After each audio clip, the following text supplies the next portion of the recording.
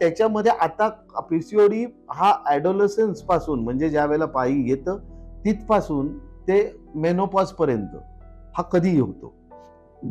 पहिली गोष्ट म्हणजे पायी आल्यानंतर तुमच्या त्या पायीकडे लक्ष देणं, त्या पायीची नियमितता करणं हे प्रत्येक मातेचं कर्तव्य आहे.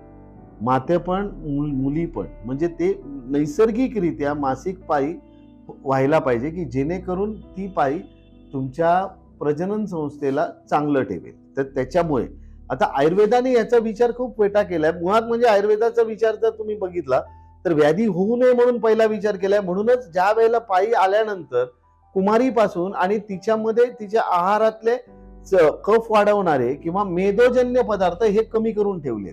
आज आपल्याकडे पीसीओडी म्हणतात की बाबा मधुमेहामध्ये होतं, म्हणजे काय, मेदोजन्य पदार्थ जर कमी झाले तर आपल्याला त्याचा खूप चांगला फायदा होऊ शकतो. सगळ्यात पहिलं